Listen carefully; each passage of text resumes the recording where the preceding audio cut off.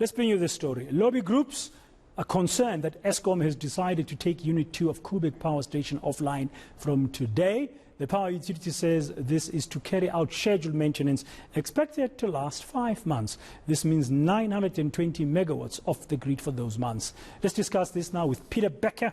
He speaks for the Koeberg Alert Alliance. Peter, good afternoon. Thank you very much for your time. What are your concerns? Well, firstly, we found this statement by Eskom to be quite confusing, because what it does is it claims that this is a refueling outage, a standard refueling outage.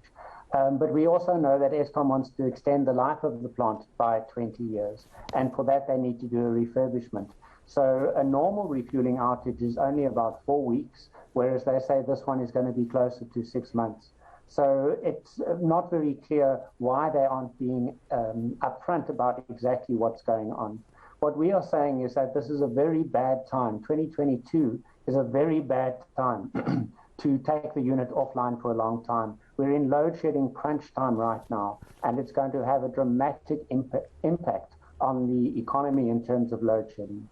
Yeah, I put that question to Eskom in December when I interviewed the man who's heading up the nuclear power division of Eskom, and he said they were anticipating no load shedding from this month. And also recently, of course, Eskom has been waxing lyrical about one of the other power stations, one of the units coming on stream with 800 odd megawatts. Are you not comforted by that? Do you mean the Koeberg unit, or which one for 800 megawatts? It's I think it's Medupi. Oh, I see, a separate one. Yeah, not particularly. And we're also quite concerned about delays. So firstly, this work was going to take place in October 2021. Then on the 3rd of January, they announced they were going to start. And then on 17th of January, which is today, I haven't heard they've actually started. So it seems like it's been delayed again. So it seems that there are reasons for these delays, and we'd like to know more details about that, because there's not much transparency from Eskom. Overall, there's really two options. The one is to leave it running, to refuel it and get it back online. And the other option is to do the 6-month outage on the one unit and then follow it with the 6-month outage on the other unit.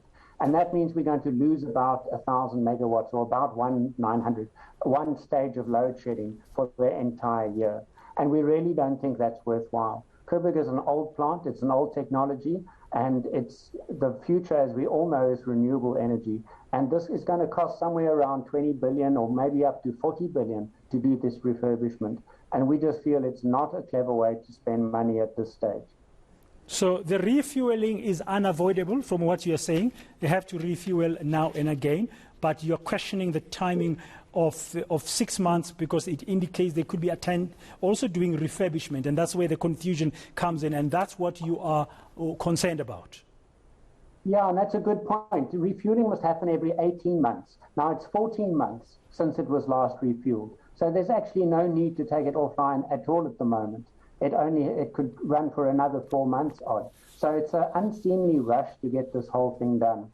And they're talking about two different things. On the one hand, they say this is a precautionary maintenance procedure. That was in their statement from the weekend. On the other hand, previous reports have said that it's the business case for the life extension that justifies the capital expenditure to purchase and install the new steam generators. So it seems that Eskom are playing like a double-speak game. On the one hand, this is standard maintenance. On the other hand, they've justified the capital expenditure for the life extension, but they haven't got approval for the life extension yet. So why are they doing this work now?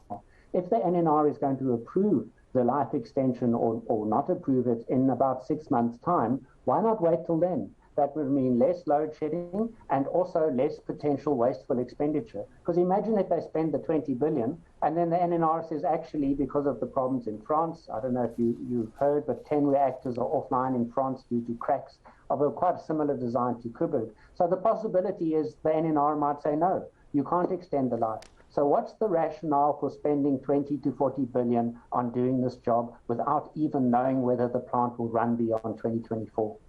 Okay, thank you very much for your views there. That's Peter Becker speaking for the Koeberg Alert Alliance. I guess Eskom has got a lot of questions to answer. We need more transparency, it seems, and more clarity. Now, we'll try and get hold of Eskom and find out exactly what is it. Is it refueling that is due after 14 months instead of 18 months? And is it refurbishment, and why you want to spend so much money at this time when the whole strategy vision over time is moving gradually and slowly and surely to renewable sources of energy?